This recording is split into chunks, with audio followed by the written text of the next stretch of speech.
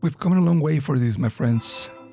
We've already analyzed the history of the Hive Mind and severed the connection between the game and the Greek mythology, and now it is time for one more journey to planet Atropos. In the last video of the deep dive series for Returnal, I present you with 4 different theories that may shed some light on all the events that occur in the 2 different endings of Returnal. Did Selene actually break the cycle? Are Theia and Selene the same person? Is she even real? I'm pretty excited for me to share the following theories, but keep in mind that as there is nothing set in stone by the developers regarding what is real or not about the ending, all of these theories can be partially or completely right or wrong. But that won't stop me from attempting to make sense out of all of the elements that we have within our reach. So, without further ado, it is time to adventure into the unknown and attempt to break the cycle once and for all. To begin putting the pieces of the endings together, we have to lay down a timeline that will help us unravel everything. And let's do this by following a very literal interpretation of the story in which Selene, in fact, went to planet Atropos and everything that occurs to her is treated as truth, in a non-symbolic way. If you think that you already know every single detail about the timeline and want to jump straight into the ending theories, skip to the time on screen. Selene was born sometime around the decade of the 70s on Earth to Theia and his husband Hyperion, from we know absolutely nothing except for the fact that he played the organ, being the melody that Selene learned by heart and haunts her through some parts of the game, his only notable contribution to the story. Selene spent her childhood in Okanogan County in Washington, where she and Theia suffered a terrible car accident on their way home while crossing the Forest Bridge. After suffering several spine injuries, Theia gets paralyzed from the waist down, which halts her career as an aspiring astronaut as mentioned in several audio logs. The whole astronaut thing is kinda weird to justify in a literal interpretation, because if we take NASA's HQ and field center locations in real life as a reference to where Astra could have theirs in the game, there is not a single one near the Washington state where the story takes place.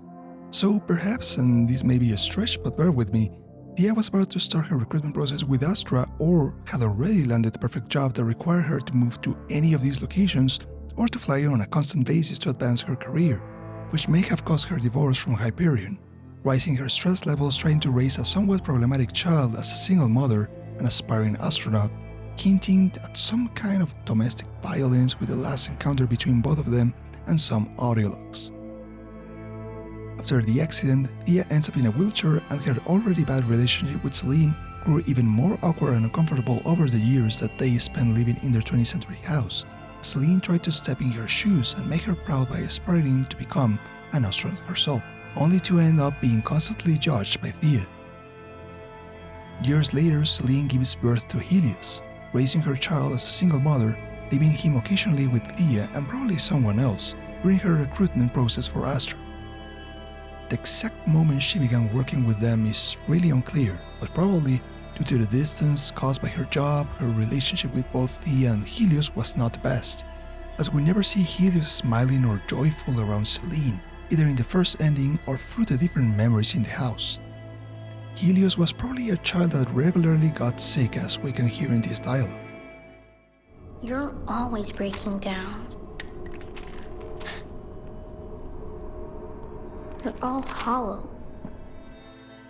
And even when Selene left him food and tried to care for him, the connection was never too strong. We do know that Helios looked after her, especially as he plays with his toys pretending to be Captain Diverdown, which is later implied to be Selene when he tries to go to the basement once. We can't. Captain Diverdown's orders. But there was a tiny little detail that scared him off from her mother, either as a revenge for her troubled childhood or by just being a total bitch. Selene physically abused her mother Theia by locking her in the basement, probably as a punishment, which should have been a completely shocking experience for Helios. That's why we see him escaping from the White Shadow every time he sees her, who is later revealed to be Selene, but more on that in just one moment. This is the first point where all of our theories in this video may diverge, because even just a couple of tiny details may give sense to a totally different interpretation that can explain the story of Returnal. Moving on, in a weird deja vu situation, Selene crashes her car as she was crossing the Okanogan-Wenatchee Bridge while trying to evade the white shadow that Helios just asked if she was able to see. They destroy the guardrail and fall into the water where Selene tries to break free and help Helios out. But, maybe because of the lack of air, Selene leaves her son and barely makes it out to the surface. Selene survives, but tragedy follows her with her mother's death, probably due to her age or depression following Helios' death, leaving her completely alone, which leads to Selene applying for a transfer to the Deep Dive Scout program within Astra, where sometime later she embarks on a new mission, disobeying orders and setting course to the forbidden planet of Atropos, following the White Shadow signal, probably triggered by curiosity remembering the last words of her son. Mom? Do you see the White Shadow? Now, with all the pieces of the board in place, let's move on with the first theory that explains the end of the game. Our first theory believes that the characters, worlds, and technology presented in the game are completely real, giving a very sci-fi-esque feeling to the story that will make some of the events in the game more surreal than you may remember them. Upon entering the planet Atropos, Selene crashes her ship when it gets hit in a lightning storm and follows the White Shadow signal through the different biomes of the planet back to the derelict citadel, home to the Hive Mind civilization. Here in planet Atropos is where the loop element is introduced in the story, and the explanation for this leads to a terribly daunting scenario. Something completely out of control for Selene, no matter what she does. As we already mentioned in the History of the Hive Mind video, many of the leaders of the Hive Mind, Severed as well as Ophion, have strong psychic powers that let them manipulate the mind in some way or the other, as we can see in this xenoglyph. But there is a far more powerful being that could have been controlling everything and everyone in Atropos and make the whole time loop scenario a reality. Chaos, the creature that lives in the deepest part of the Abyss of Scar. Chaos, which in Greek mythology is the beginning of it all, could be using his own power, fueled by the massive presence of the Ichor, the blood of the gods, to reach Selene's mind once she crashed and basically toy with her perception of reality and the outcome of all her decisions until she reaches the deepest part of the Abyssal Scar. The ever-changing arrangement of the biomes, the broadcasting of the White Shadow signal thousands of years before, and the old house, which really is just a bunch of stones, are proof of this. Meaning that all of Selene's deaths and her escape back to Earth to live a fulfilling life was completely false, a fantasy controlled by chaos itself. The audio logs, xenoglyphs, and xenoarchives are just small encrypted breadcrumbs left by this miserable god that is having the time of its life pulling the strings from the deepest part of the planet. What is the purpose of chaos is a complete mystery.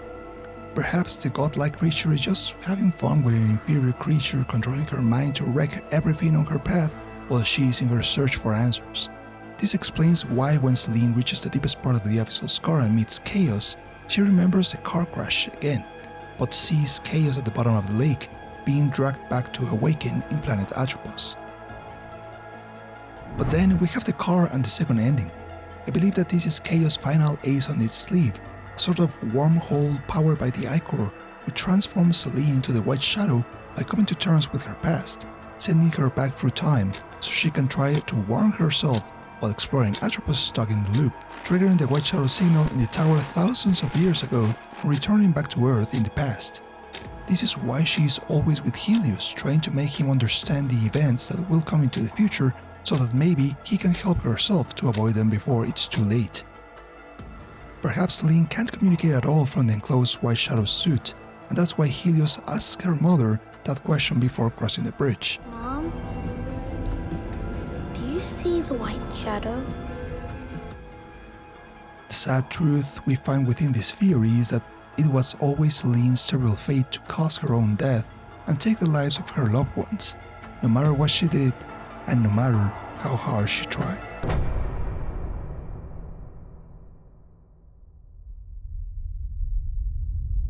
Our second theory gives us a more merciful outcome, taking us back to the bridge car accident, but with a fatal twist. Selene never survived in the first place. There is a hint in Audio Log 62, The Lying Truth, where Selene questions if she even survived the initial impact, and a further tease in number 64 where she says, and I quote, "I cannot atone, so I accept. When I laid on the side of the road dying, I understood the truth. This is my home. The sense of belonging I was searching for is here. This is my place in the stars. I will stay here now as you will. This makes everything else in the game make sense if we accept the moment after Selene's death to be the time when she enters Purgatory. In fact, if we dig deep into the databank, there is another hint of this afterlife situation with Audiolog 67, where they mention Gehenna, Helheim, and Tartarus, which are multiple representations of hell in other cultures. In reality, her whole journey through planet Atropos is a rite of self-discovery and redemption. The findings of all the audiologs, xenoglyphs and archives, house memories and more are the clues left for her, hiding in plain sight and serving only one purpose: to realize the damage she has done to her son and mother and atone for her sins to let her soul rest. This is why the white shadow symbolism is extremely important, as Selene achieves this form after her long journey by completing the two most excruciating tasks for her soul: stop blaming herself for the death of Helios and realizing the cycle of pain and violence she had with her mother. In order to purify her soul in the form of the white shadow and achieve heaven, Selene gathers all of the pieces of the sun face, all the memories of Helios, and by putting them together and coming to terms with her son's death, she shines her way back to the old house to allow herself to finally see Theia's side of things by sitting in the chair and literally getting the keys to getting out of there by using the same car that killed her in the first place that sits now in the deepest of the abyssal scar. Chaos is just the ultimate lock, resetting the cycle each time Selene falls on her way to redemption, giving her one more chance, again and again, to face her demons in the form of the hive mind and the severed, until she can finally become whole by facing her mother and transforming into the white shadow, transporting her back to the car accident where she transcends to the other life by reaching the surface and meeting her son Helios instead of drowning at the bottom of the lake, escaping purgatory or hell at last, finding rest for her soul in the afterlife.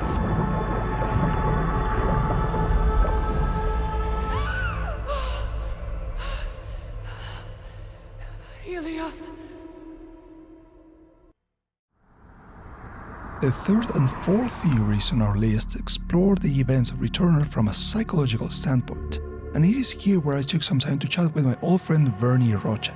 Bernie is a psychologist that has worked for more than 15 years as a headhunter for a very well-known American company in its Mexican branch office, and more recently as a salesman.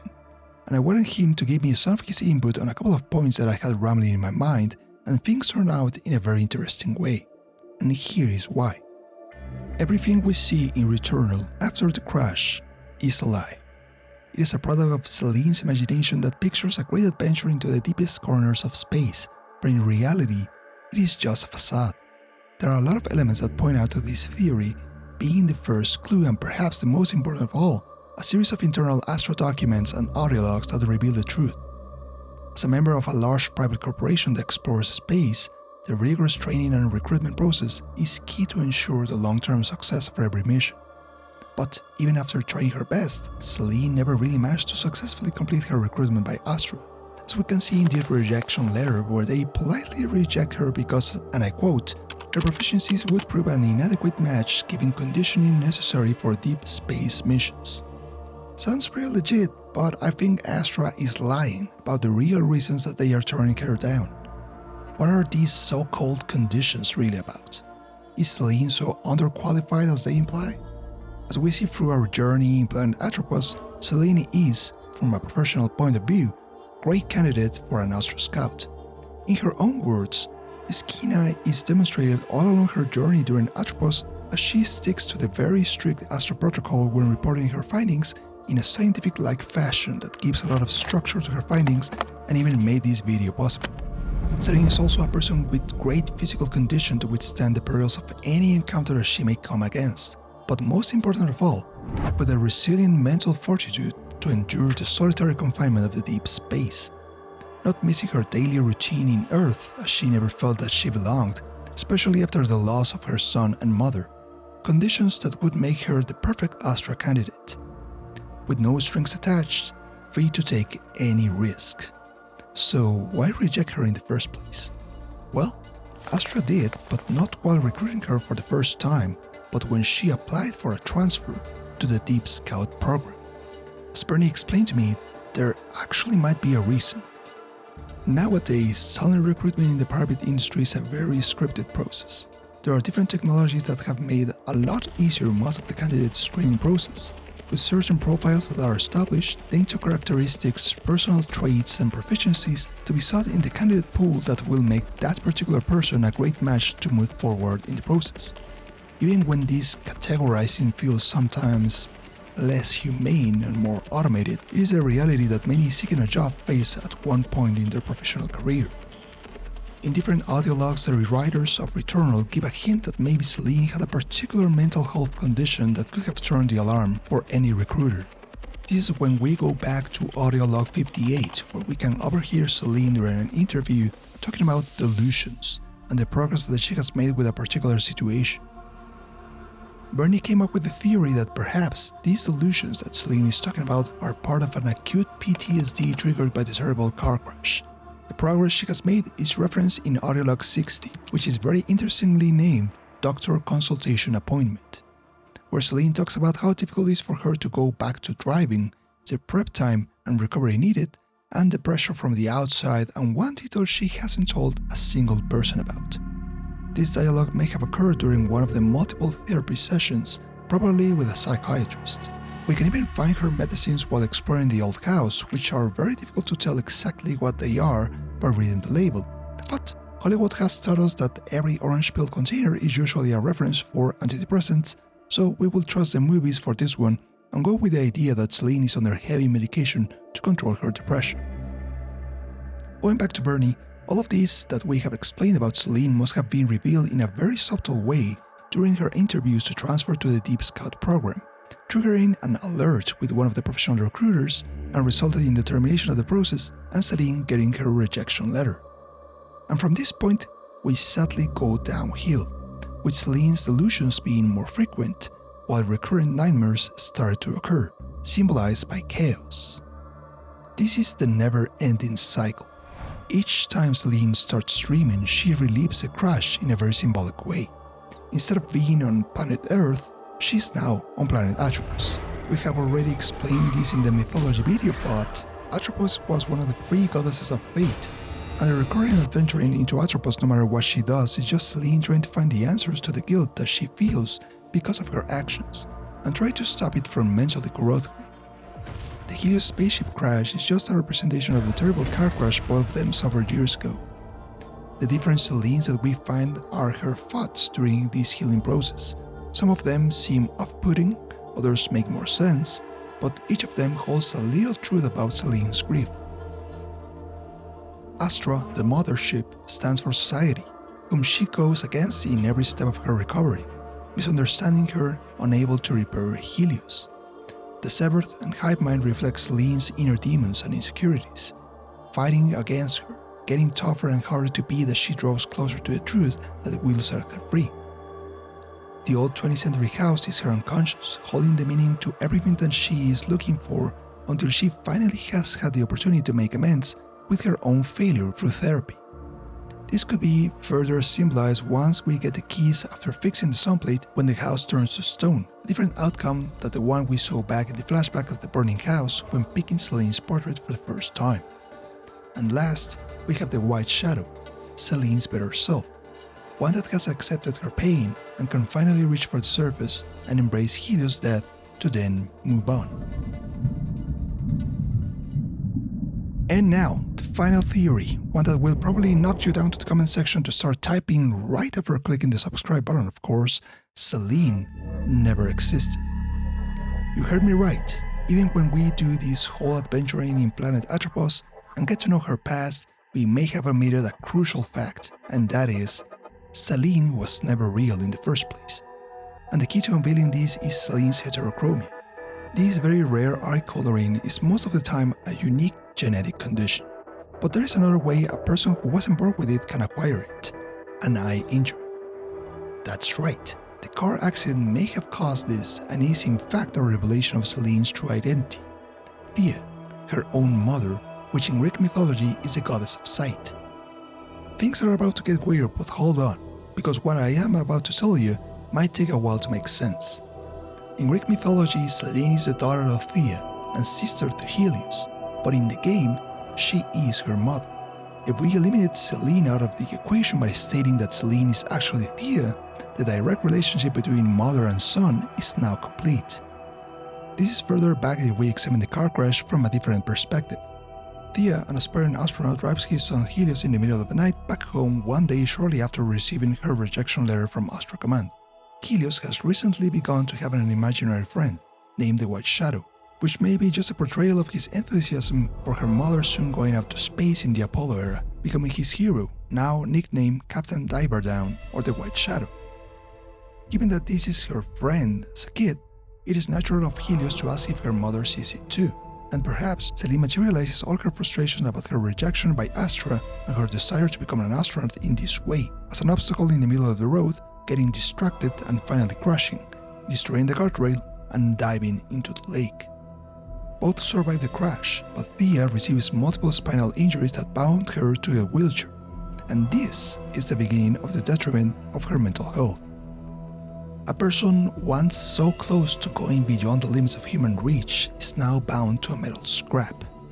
Sadly for Theia, her only escape was her mind, portraying herself as a younger or alternate version, a stronger, capable astronaut boarding a fairly more advanced ship and suit, using incredible technology, going into the deepest corners of space, facing the unknown, meeting alien civilizations, unraveling mysteries, going where no one has ever been. It is a perfect dream, or nightmare, for someone who once was so close to achieving glory, but now watched sadly from the distance. This video has been on the back of my mind for months. What a fantastical game, probably my highest contender for the game of the year so far, but I wanted to hear what you think happened in Returnal because the deep dive series is just an excuse to talk about our favorite video games. Do you agree or disagree with these theories? What is your interpretation of Returnal's ending? Please share it in the comment section down below, and while you're here, be sure to check out other videos in the channel like this real-life comparison of Ghost of Tsushima's Iki Island. As always, thank you for watching, and I'll see you later on the V-side.